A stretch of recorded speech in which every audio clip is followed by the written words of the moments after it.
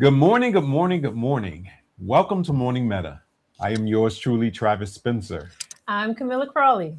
Camilla, Yes. I'm excited about our guest today. Yes, me too. Me too. We have a wonderful guest with us today who's going to tell us a little bit about himself later. Um, the Growfessor, Nyerere Billups. But before we get to our special guest, I just want to remind everyone about our themes for this season. So, for this season, our themes are turning inward, introspection, acknowledgement and acceptance, stillness, rest and reflection, and nurturing growth and change, self compassion and grace. All right. Now, I am just like, I'm excited Yes. because, first of all, let me just say, our special guest today, I met, wow, this was last year, October, around Yeah, October of last year yeah. at a Black Mental Health Awareness Conference. And what I'll say is that this person participated in the conference, but even before then, our special guest made a comment from the audience. And when the comment was made, I was just kind of like, Yeah. that was very profound, Yeah. from the audience. And then later on, I saw that our special guest was a part of the panel, and I was like, okay, well, that makes sense. That Yeah. makes sense after what I heard earlier. That makes sense anyway. So, without further ado, I want to introduce our special guest, the Growfessor, Nyerere Billups, and give him a chance to share a little bit about himself with you all. So, we're handing it over to you. Look, Camila, Travis, one, I appreciate y'all for just, again, wanting to talk to me.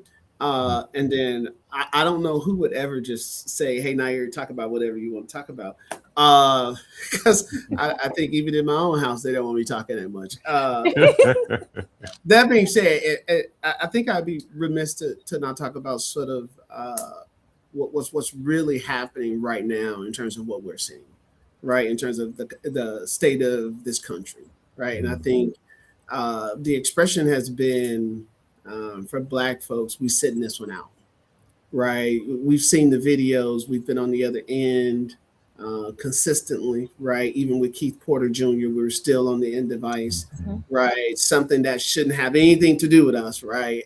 But yet somehow the conversation brings us in, right? We've seen the blatant attacks on DEI, right? And I think as I'm sort of articulating this, and I don't want to take us down the path of all the stuff that's happening, I do think it's important thinking about the work that you all do in terms of mindfulness, and the work that I do in terms of inner transformation. I think it's really important for us to really, in this moment, start to ask ourselves some questions around what does it mean to be just me, right? Because I think what we're seeing is that the rules are changing, and I'm all of a sudden just supposed to adapt. Well, that can create this certain, now I'm in a state of flux, right? Am I doing the right thing? I went to school to get this degree. Now this is happening. Somebody should have like, I think there's a lot of maybe self-questioning that we have sort of in this moment. And as I say in this moment, the moment of, well, what does it mean to be, if we want to say it from a true level, what does it mean to be American? Right? What does it mean to be a citizen? Right? Let alone what it means to be Black in this country, right? What does it mean to be an immigrant in this country, right? I think there's some bigger questions that we need to be asking ourselves that we are not sort of asking. As this conversation is happening, we're seeing some fundamental impacts to things that are near and dear to us, the things that have opened up access, right? The funding that happens in the community because it falls under or it addresses a structural gap, right? Or a structural deficit, right? And so while DEI gets the label for how these things are sort of categorized, um, a lack of education, lack of access to quality education in the neighborhood, we know produces dire scenarios. To say that community needs some assistance is an understatement. To label that assistance under DEI when that community was destroyed for no reasons of its own, right? Yet it is now responsible for its lack of development when there is no development put in there, right? And so Right. as we think about, on the whole, the impact of all these narratives and us still going, we've long seen this. I think this is an opportunity that as we sit, how do we sit with mindfulness, right? How do we sit knowing and sort of really truly realizing Black people didn't get us here? We didn't mistreat ourselves this entire time, right? We didn't create all these weird ass laws, Reconstruction, Jim Crow, Mhm. integration, right? All of this, all these rubrics. But yet we're having an impact to it. We're under the weight of it, and we didn't even create it. And yet you see sort of the depiction of the first Black president by the sitting president. You see his statement about Jesse Jackson and it be 70% about himself. Then you bring some Black people to the White House that most of us are going, who the hell is this and why are they there?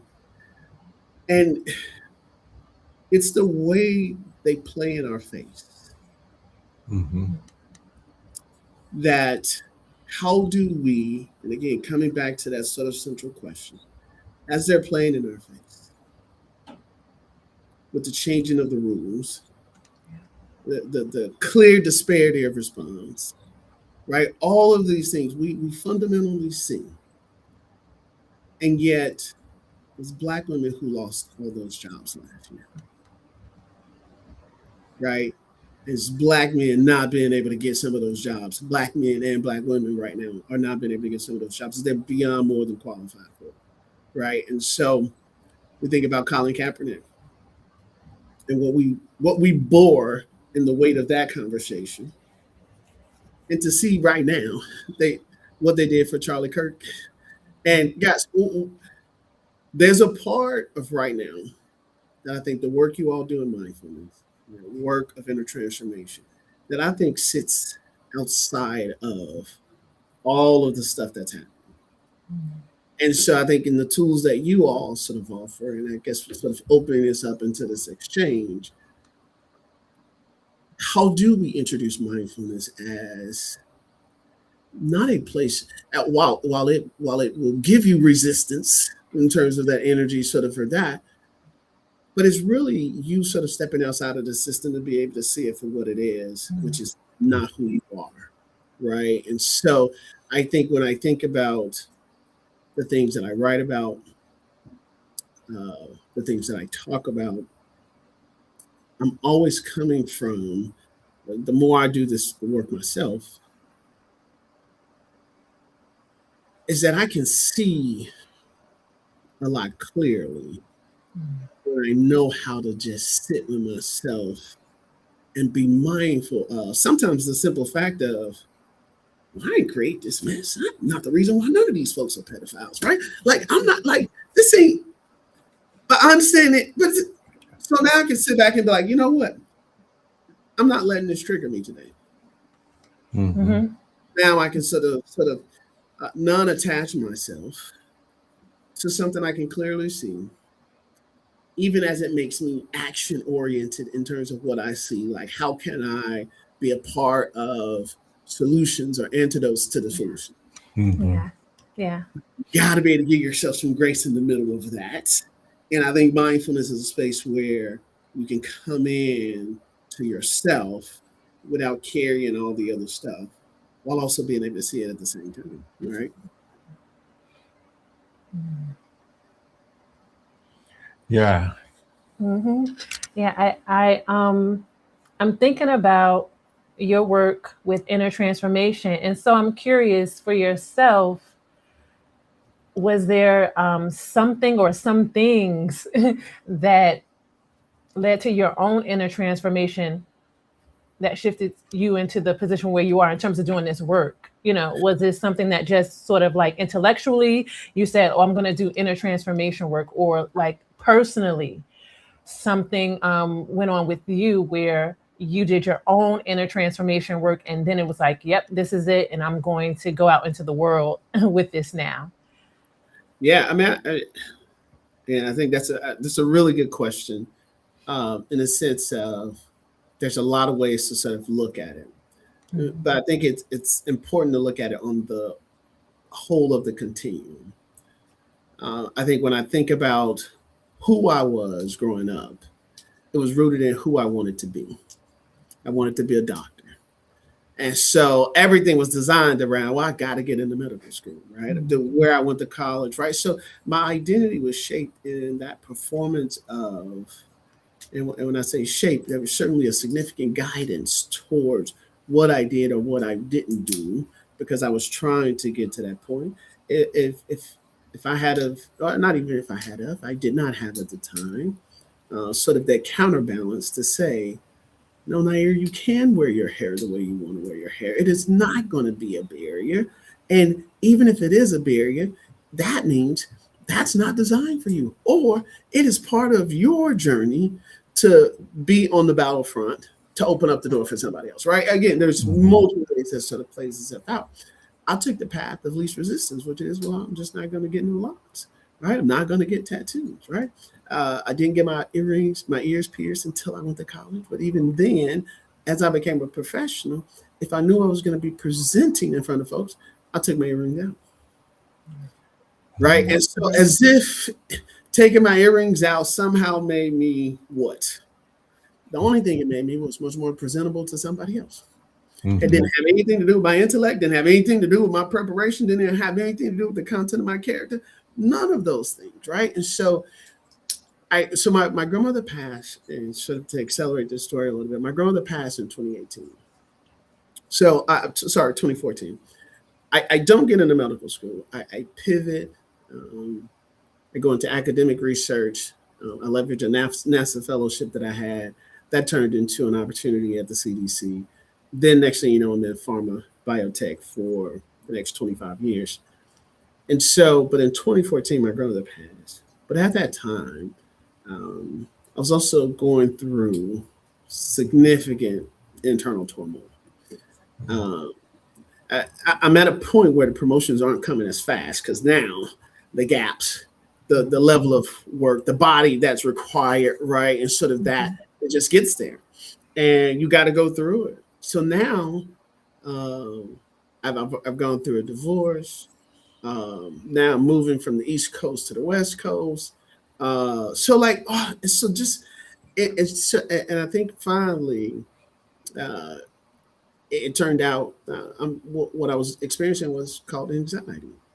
And so it was in the pursuit of my understanding of anxiety, which was as much an intellectual exercise as it was a spiritual exercise, because I started exploring different spiritualities, because what was clear to me at the time, which is also at the time before my grandmother passed in 2014, which was church didn't give me the tools of how to deal with that. And it was a gap for me. And everybody kept saying, praying. Guys, I'm praying. But what am I supposed to do when I'm driving? Like, what am I supposed to do here? Like, how am I supposed to, what's happening inside of me? They wasn't able to help me understand what's happening inside of me during grief. And how do I sort of sit with that? Like, I started then exploring these other tools. And so in my own exploration, when I say doing the work, I used to go to this monastery in California. Interesting. There's no talking. Right? I talk all the time. So it was like, wait, I got it. So it was just really sort of this thing where I started to get my first understanding of what it was like to just sit. I also started to get my first experience because when you're there, you're helping, right? So you go in the kitchen, you get it right. You're not talking, right? It's like, oh, okay, well, everybody else, well, you know what? Let me just grab a broom then. And that's kind of what happens. You see somebody else, and like there's this natural pull for, and all of a sudden, when everybody's working in synergy, and you like, well, because now you're aware of what everybody else is doing, but yet you're mindful of your own input. when I started to say the things started to become very different. And so in my departure from what I would actually probably even call the divorce from uh, being called religious. So I don't practice any religion. I'm not a churchgoer. So, so you take those things off and then it's like, well, who am I? I had no idea. So I had no idea. But also what I also was going through in terms of unpacking things with a therapist, well, everything was open. Well, now it was time for me to explore. And I think that's what it dawned on me, I think. So my practice is called deconditioning, where we do this excavation work. And this excavation work is, I was excavating myself. Mm-hmm. Right, I was excavating myself, and I didn't have the words as I was doing it, and so I got to the point where I was like, and people's like, "Well, hey, well, I did the work. I did this. I asked myself those questions, right? I looked at this practice. I looked at that practice. I explored it. When I traveled the world, and I've been to almost 50 countries at this point. I've got one continent left to hit, which is Antarctica, which I'm going for my 50th in this next year.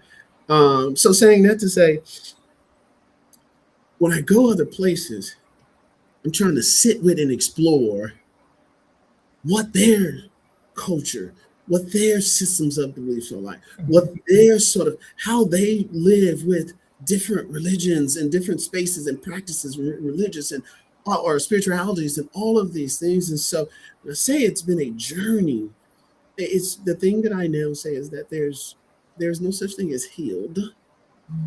It's a ing. And transformation is not a practice that ever ends. You're always transforming, right? And so I was saying earlier in the meeting today, my oldest kid is 23 and has a full-time job. And actually has a part-time job too. My youngest is 5.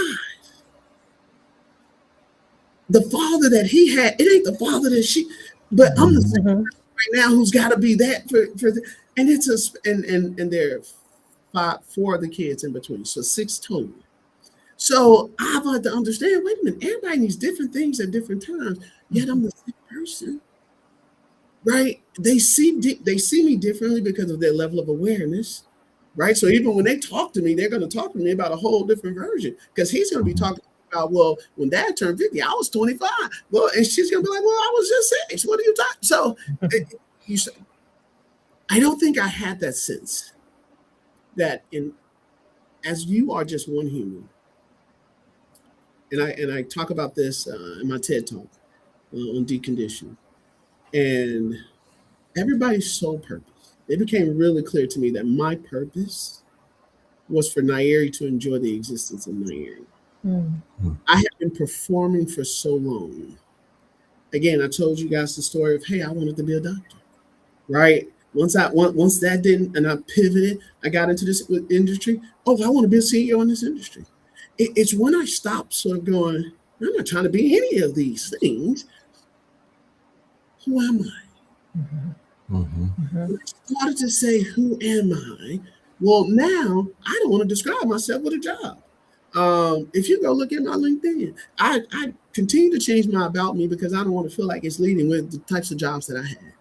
I need to incorporate them because those are things that I've done. Those are skills I've had, attributes and things that I can sort of talk about.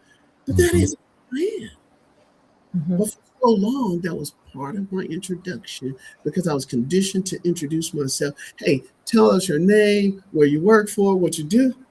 Well, dog, guys, I got a whole bunch of me before I was even ever at that job. And I think this is, so I'm in that. And so I think deconditioning started to become this term that I started to just start describe it, because when I think even about myself, and even as I go through something, I start to go back. Well, what's the earliest point I may have felt like this?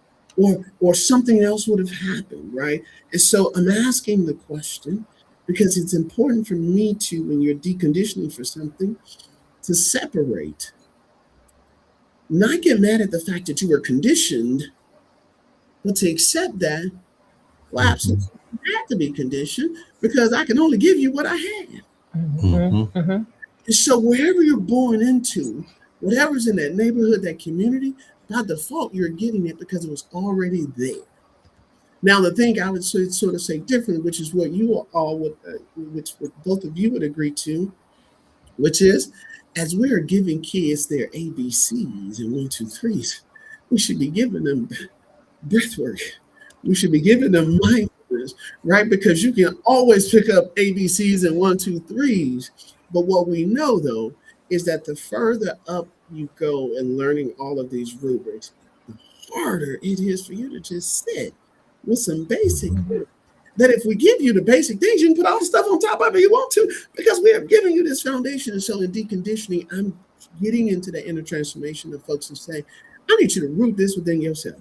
That at the end of the day, you are responsible for enjoying the existence of being you. And if you aren't making decisions where you get to enjoy being who you are, you're going to be unhappy in that scenario because you feel like you're compromising who you are at your core. And whenever we give our power away to somebody else, it's usually tied to a rubric. I must accept this to get that. Mm-hmm. Or because I got this, this comes with that. As much as that may be true, meaning I have to go get this job so that I can pay this mortgage, that does not mean you have to accept somebody treating you less than value proposition of who you are as a whole human, right? That does not mean that, right? It doesn't mean people haven't found themselves in those situations and trying to survive. Well, in my book called Unscripting, I talk about sovereignty and freedom. Sovereignty is the ability, the opportunity, the you stepping into yourself to know, I have this thought all I want to. I can think about this however I want to. I can value what I want to value. Freedom becomes the opportunity by which your sovereignty is allowed to breathe. Mm-hmm. And so in that scenario where you're in a situation where you got to have this job because you got to make that mortgage payment, you aren't just free to leave without a plan. You are free to find a plan. So we have to think about freedom in different ways whenever we feel like our sovereignty is compromised. And that's what Harry did. Oh, y'all not gonna give us free this way? Okay, well, let me figure this out. Oh, y'all gonna try to get on me on this show? Well, you know what? Let me create multiple trails. Oh, I think y'all let me change the words. Look, she kept saying to herself, well, who am I? Who I'm not is somebody who belongs in a cage. Mm-hmm. So she committed to saying, well, sovereignly, y'all can't ever put me in a cage because I ain't never going in there. Now, I know if y'all physically capture me, y'all have the opportunity to put me in a box, in a cage, and restrict some freedoms, but y'all will not ever change my sovereign belief that I should be free. Mm-hmm. And so now, again, if you think about how she moved, we have to sort of get into this space of thinking about the system is systeming. How do we move differently? Mm-hmm. So the inner transformation that I'm talking about isn't even just for us individually. It's also about us within our community. Mm-hmm. It's also how do we think about self-solving. We don't have this recorded on this call, but I have it captured on a separate video. But as the prep for this call, you guys talk about doing some social, bringing mindfulness into early elementary kids. Mm-hmm. The first thing I go is, wait, guys. And so now I'm all excited because I'm already in the throes of doing that same thing. Mm-hmm. So with the harmonic resonance that exists in us, that every time we connect, there's this natural amplification that happens. That's because you guys are doing your inner work on your side and coming to the table and say, hey, this is just what we're naturally doing. And I'm going, well, I was naturally doing that as well, too. But we're naturally done. And the first thing I said to y'all was, whenever y'all want to talk, I'll share all of my notes. I'll share my application process. I'll share how I design. Whatever this look like, y'all just call me and let's figure it out. That is us saying we're not dependent upon and we're not waiting or needing permission for anybody to think about how to bring solutions within our own communities. Mm-hmm. The work that I do and the work that I'm doing within the schools, again, have a program where I'm working with third and fourth grade boys, where while they wanted male mentoring, What I'm delivering is social emotional learning. That's really them understanding how to observe what's happening in their body through that awareness, move in a way that they can self-soothe and calm themselves down so they can show up even more dynamic than they already do, right? And so that same work that you also talked about with mindfulness, right? And so the synergies in there, the way we bring these things together is that we can solve within our own communities when we just decide to partner with each other. Mm. Because not a single one of us are going to solve the thing by ourselves. Right. Whatever y'all doing there, it ain't here. And whatever I'm doing here, it ain't there. Well, how do I get some of y'all notes and what y'all doing? Because how do I make sure? Well, this is now where we go. Okay, well, y'all turn me on y'all. You know what? Now there's an amplified effect. And in that, again, it's still an inner transformation. We're solving within the community with our own resources, with our own talents. Own self, the more we find out about who we are and live into that space, we naturally sort of arrive at this space of, oh, I know what I'm really good at because this is what I'm really interested in doing. This is what I'm willing to practice at to get better. Well, that's what, okay, well, you know what? We can use that skill over here at this school. Or, hey, you know what? They've got this workforce development program that, hey, if somehow you can partner with them, I think there's some kids who can benefit from it. Close some of the gaps that we have with the educated populace that we have. All these retired teachers, there's a church on every block. No reason nobody know how to read. Right? Plenty of folks will be teaching somebody how to read. But until we as a community come together and say, hey, well, let's open this conversation. Let's make sure the people on this block know that, hey, this church at the end of this block, the door's open. And we have folks here teaching you how to read. Maybe you're a new mom. Hey, you know what? Here's some tips that we had when we were doing with our kids. Here's how we used to swaddle. And if you did this, you can save on some diaper money. Like there's some tools and stuff that we can. But I don't know how much time we got, but I'm gonna let that breathe right there because yeah, y'all did this on purpose. Y'all know what y'all. No, you've said so many things that I resonate with. But what keeps coming back to me as I was listening to you was this idea of synergy when you were talking about going into the monastery and picking up that broom and working with everyone else in silence, that synergy, that everybody's working together. And it makes me feel that that's what we're building towards in our communities. The synergy. We're here and we're working to support the liberation of Black people. Where you are, you're doing the same thing as well. And the synergy is something that moves beyond cities, you know, and we don't even need to speak. Once we started talking, then we recognize that synergy, you know.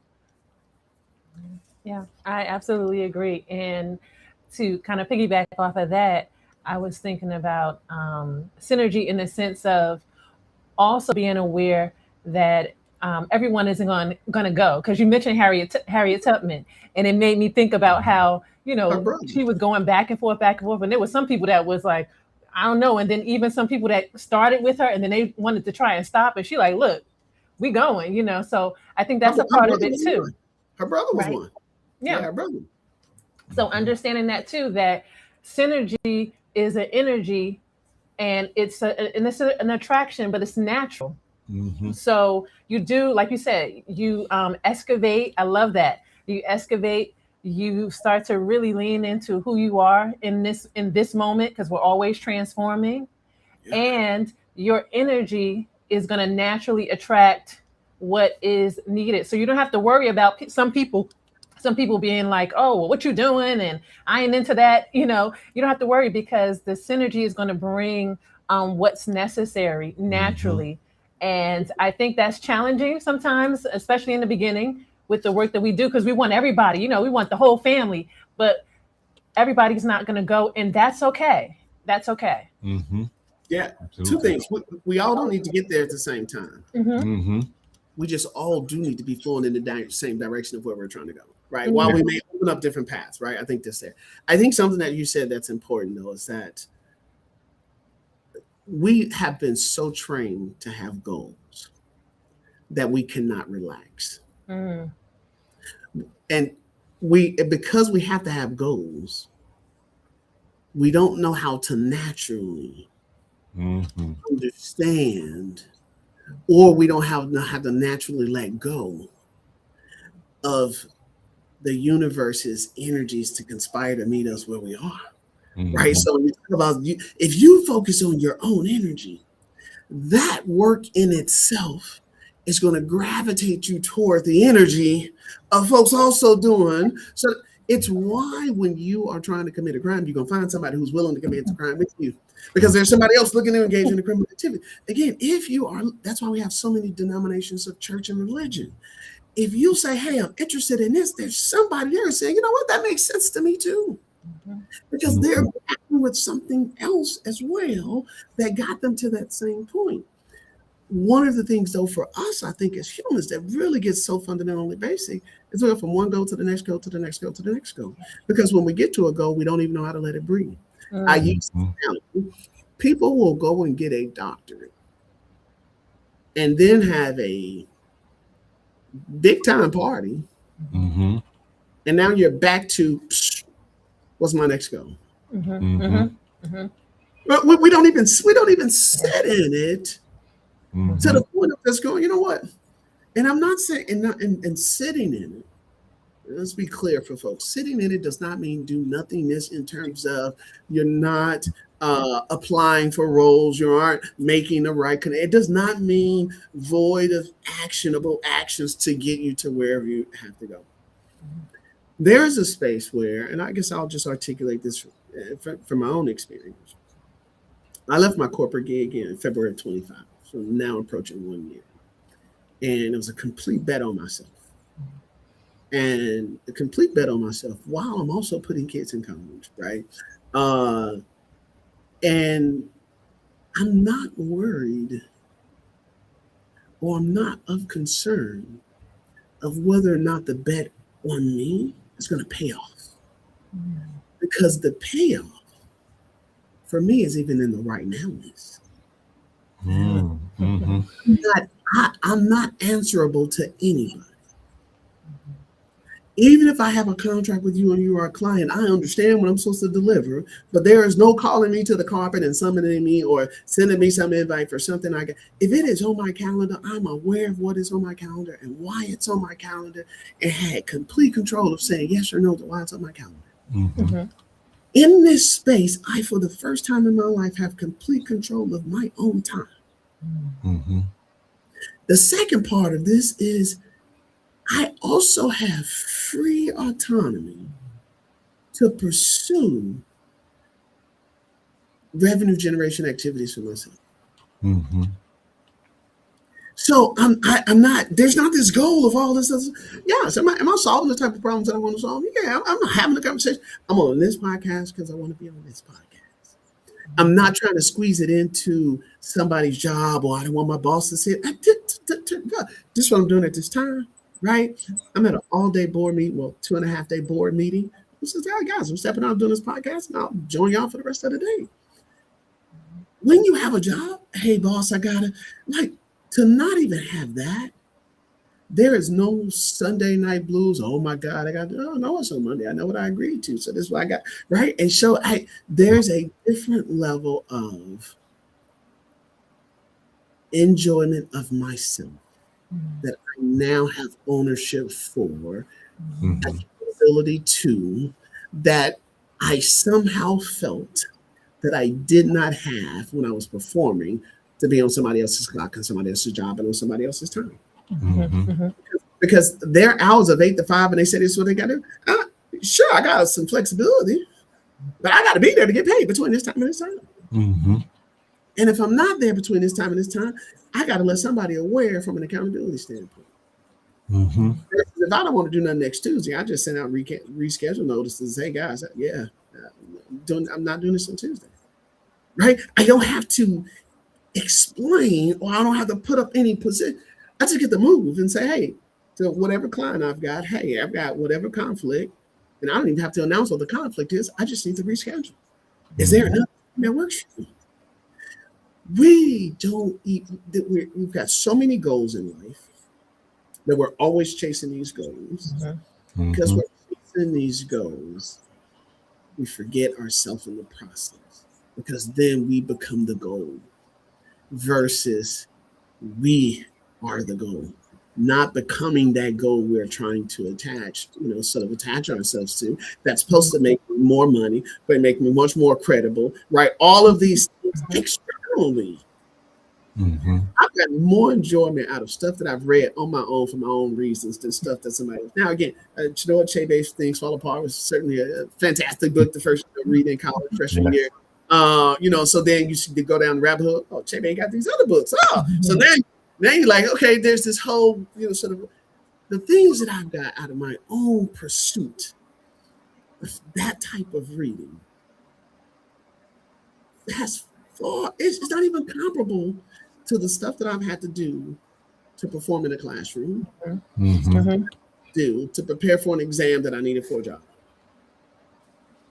Right? Because there's this expectation associated with I'm doing this for that. Once I read Things Fall Apart, reading something else was like, oh, I gotta read something else. Right? There is the expectation is I can't wait to see what's in the next book.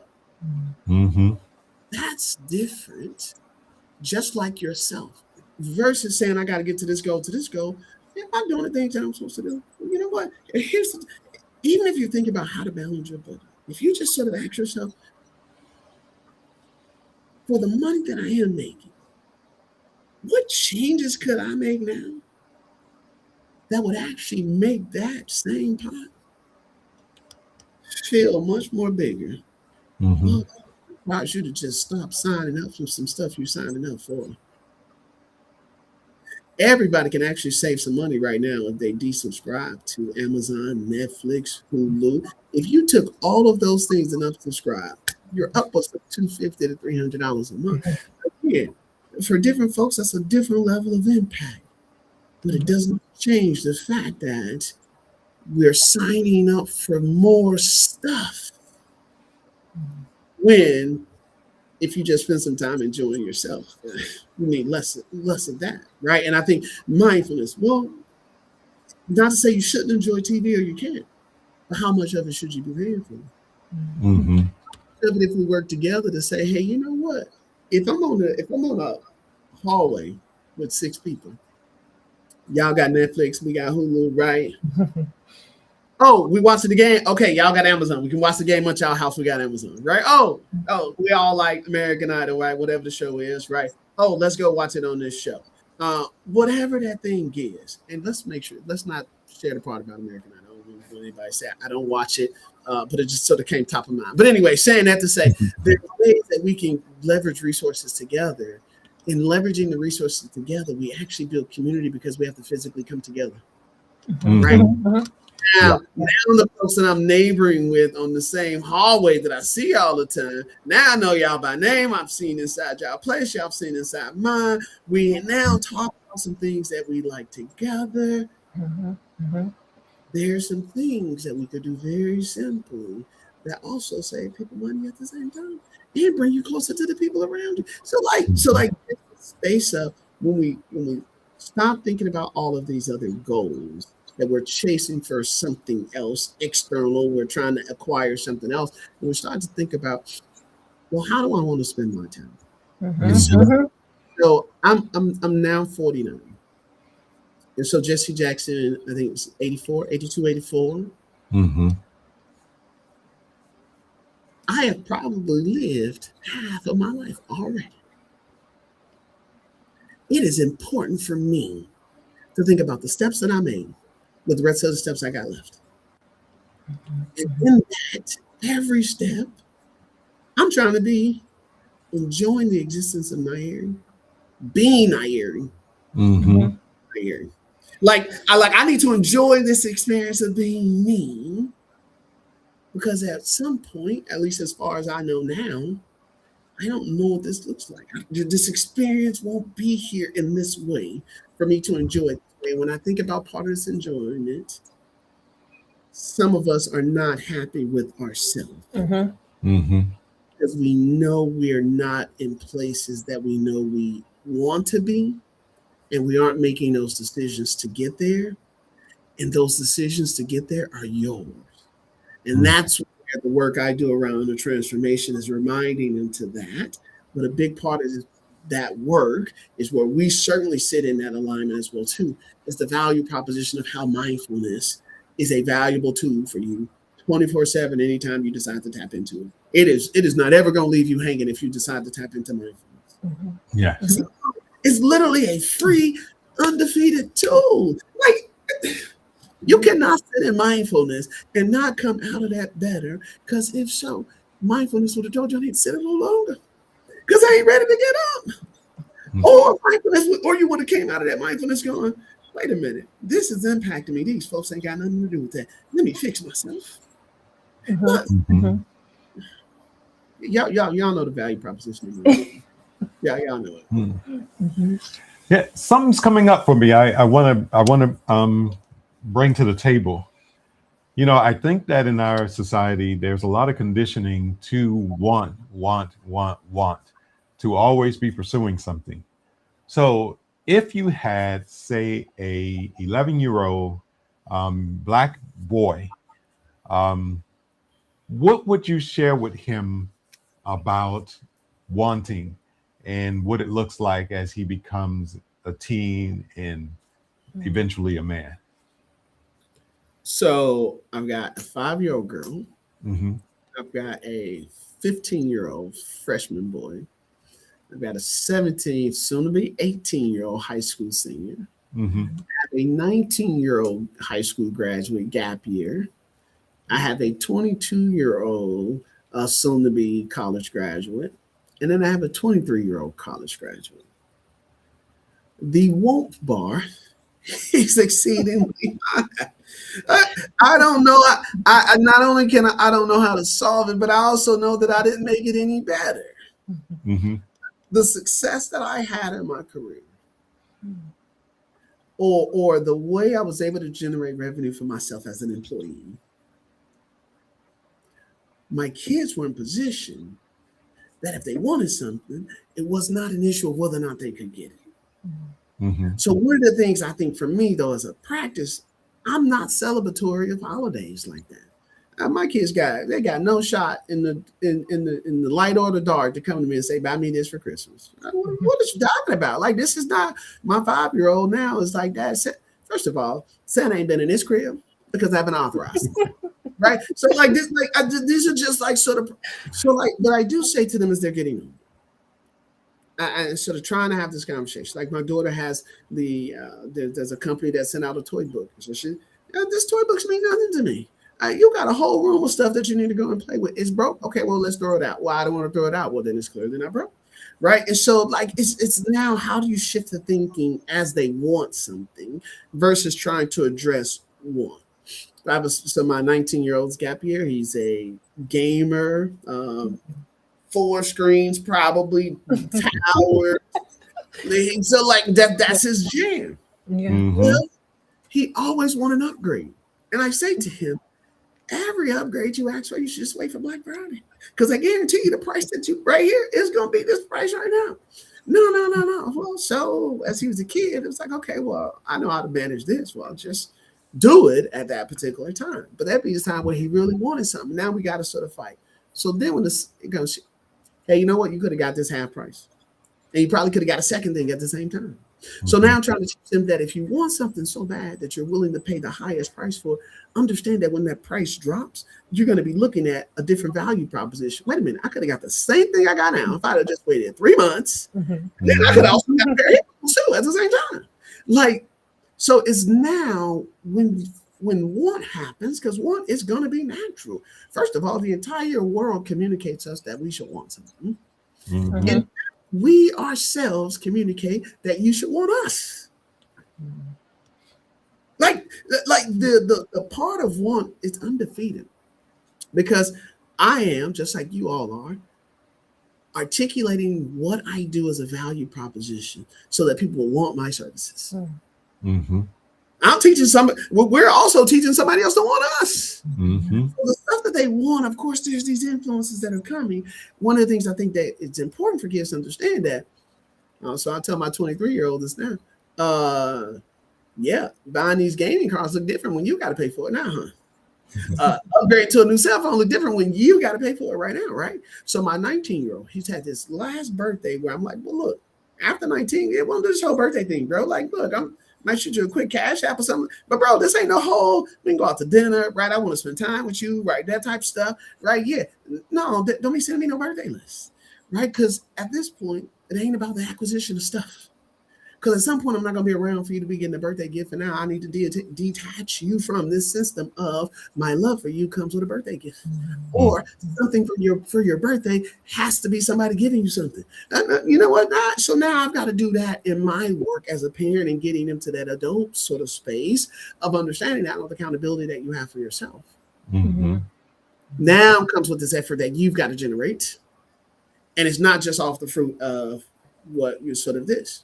Right. And so then I will say something to like, well, hey, look, if your car broke down and you need something, like, which one? Do you want this $50 for this game? Or do you want me to still be in position if the car breaks down? Mm-hmm. I know. I see what you're saying. This is all I want you to see. So I think in want, how do we get folks to see what do I actually need right now? Or why do I want this the way that I want this right now?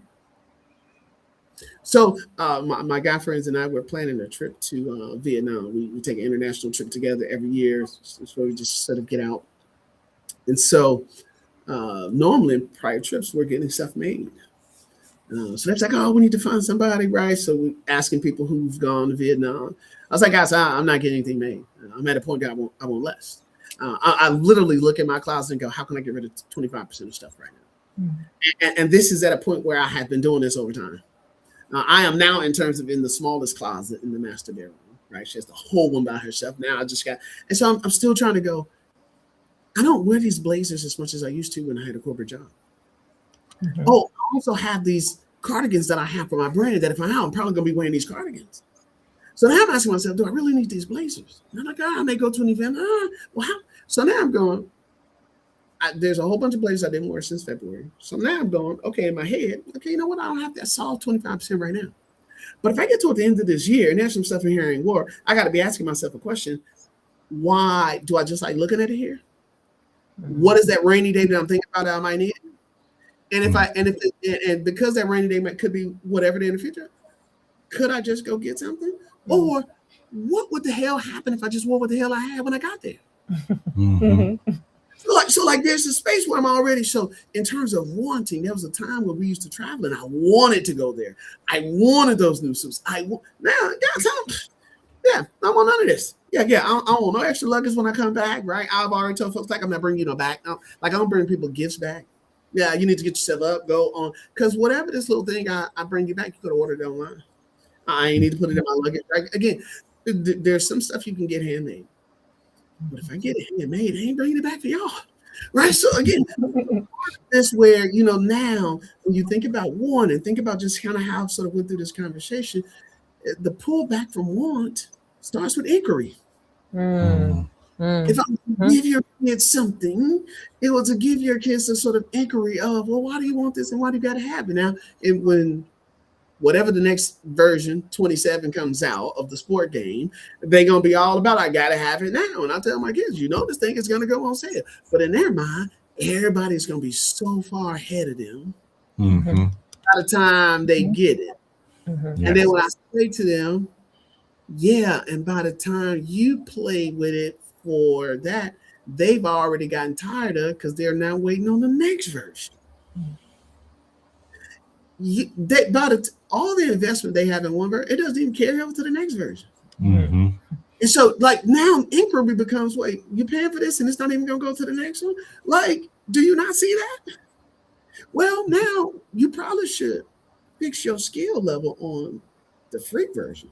Because if you can be somebody with all the free attributes who got all the paid attributes, now I'm going to just tell y'all that on the other hand of that statement that I just said, that is, I had to be twice as smart and work twice as hard. So the other side of that, guys, it's the same. If you can figure out how to do it free, no telling what you're going to be able to do when you actually get these tools, right? And so again, the preparation that I've had to have before I even got in the room, for me to be in this space of talking about inner transformation, knowing that people have academically gone through and done the work, I've got a lived experience of how I've gone through and done what I've done to get to where I'm at now, to be able to sit in the same room with them, appreciating every value proposition that they have, knowing that there's an expiration that still needs deconditioning in that academic space, which is all of the thought leadership is white men describing everything else from a white man space, right?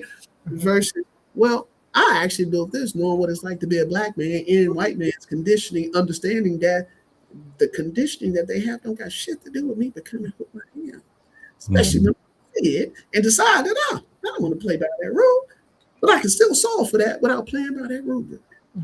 The approach that I described about male mentoring, where I clearly say you cannot mentor a third grade boy and a fourth grade boy. There's a different level of skills that we need to give them. And social emotional learning, that is the space where we need to be thinking about when we're thinking about programming that we're bringing into these schools and thinking about how to develop them. You've already got somebody giving them this curriculum, blah, blah, blah, blah, blah, blah. I don't need you talking about, well, what you're going to do 20 years later. I'm 8, I'm 9. After school, I want to go ride my bike, right? I want to think about how to define, and I had this recent experience, and I'll close this here. Now, the boys define discipline almost exclusively in the negative. If I didn't do this, I got in trouble. Well, the teacher said you need to do this and this. Well, my parents say this, and I was like, wait a minute. There's a whole value proposition around discipline that's wholly positive. And so we now talk about discipline in the positive. And so what does discipline in the positive look like for self-control? What does discipline in the positive look like for teamwork? Right? There are ways that I can now, because I've been in conversation with them, think about how they are viewing a word and being able to say, well, I can see this system and how this is there. If you guys remember, I talked about discipline and care in one of our prior conversations. It's that piece of they see discipline without the care. But when you care for yourself in ways, you create discipline where you see discipline as, oh, well, I committed to doing that. Well, I got to make sure I'm on time for that. Well, what does leaving on time look like? Discipline is creating those small little places of going, if I need to do this and I got to accomplish these things, how will I hold myself accountable for doing these things that will position me there? That's what discipline gets us into, right? This space here. Not when I get in trouble, you have to go serve this punishment. Right? Again, that is how we sort of define disciplinary action. But to be a discipline, right? To be disciplined, right? To be a disciple, right? Which is where, so all of those things are sort of there, right? And I think mindfulness sort of gives us that space to quiet people's mind in a way that opens them up for clarity, right? So as we think about sort of inner transformation, as we think about mindfulness, it's really thinking about what are some tools folks can use and have to help them gain the clarity that they need to be asking as they ask themselves the question of who am I and what I be doing with my time. Wow. And we only got a couple of minutes left. I'm like, because you definitely said a word, and I know we don't have much time left, but I'll just share my highlights real quick. I'll turn it over to you, Travis. Well, and we have this and this now. So. So basically, I just want to say, first of all, I really appreciate how you approach this whole conversation. I love the fact that it was really centered on solutions and not just, for lack of a better way of putting it, talking about what the things that are complaints of us as individuals in the community. I really like leaning more into the solutions. I also love the conversation around mindfulness, because I think everything that you said for me in this conversation, there was a thread in the through line where mindfulness was being represented as this gap. It's a gap, and it could be ever so brief, Yeah. like a second, but still, it's that gap that's still Mhm. long enough for you to have a stillness, even if it's for a second, stillness for a breath, stillness for that inquiry. And I love what Dr. Gabor Mate calls it compassionate inquiry, to have that, all those things. And finally, I'll end with saying that I also love that this conversation really was leaning towards calling a thing, talking about the system Yeah. and understanding that this deconditioning, this concept that you're bringing forward, to me, it's on the same that deconditioning that you're talking about is on Mhm. the same thread as Sankofa. Yeah. It's on that same thread, and understanding that when you start to excavate, like you said, you start to excavate and realize that our value system, our priority value system from that Sankofa standpoint, that ancient standpoint, is relationships and not Mhm. things. So we only got a couple of minutes left, but I mean, we could go on and on. So I already know that we're going to be asking you to come back, but hand it over to you because Well, I'll keep going. yeah, I know that we have these wonderful sentence stems we want to hear from you on. Mhm. So I'll make mine 30 seconds, I think. I'll attempt to do that. I think everything that you shared today, I resonate with quite a bit. And I love the idea of being action oriented. Um, and what you've put forward, I think that as you're doing this work in the places that you're doing this work, it's going to really support the healing and the awakening that is necessary. We often talk about what we define healing as a return to balance, mentally, physically, emotionally, and spiritually. And that's what this is about. It's about what are the steps to do that as you continue to move through your life. Always returning to that balance, and that's what we define as well-being. So, again, I appreciate everything that you shared, and just because I don't want us to go off into something else, because a lot is coming up for Yeah. me. But Yeah. thank you again for this wonderful, Mhm. wonderful conversation and teaching. Okay. All right. So let's get to our sentence stems. And I will say the first part of the sentence. And then you just share the first word that comes up for you to Okay. complete the sentence. So the first sentence stem is healing in the African American or community of African heritage looks like. Now, now is the moment that Now. we step into healing. We have to call it out. Mhm. Our ancestors never got a chance to heal. Mm, Part of the healing that we need to do is to release some stuff from them that we Mhm. need to do. Not that it means we forget anything, but it means that there's some energy that we're carrying that they didn't get to sort of maybe scream as loud as they wanted to scream, right? Stand as tall as they wanted to stand, right? And I think it's when we do that release, we allow that energy to sort of permeate. So we need it now. okay. Mhm. All right. The second one is community to me looks like. Solving from within. It's us Mm, helping us. It's us leveraging our capabilities, our talents. Again, all three of us that went to college, we got all this stuff. Surely we can go and help somebody in our community, right? Yes. Mhm. Looks like solving within from within. okay. And then Yes. our last few seconds, joy to me looks like. It's unscripting. Mm, Joy is unscripting, and not only is unscripting the title of my book, but I think we find to something that you talked about earlier is that we always got to have something after the other. We're always got to plan for. We need to know all this stuff. Joy actually becomes letting go of all of that because joy allows us to like embrace what is right now and just accept it for what it is, accepting the fact that I'm alive and that I can do whatever, whatever, whatever.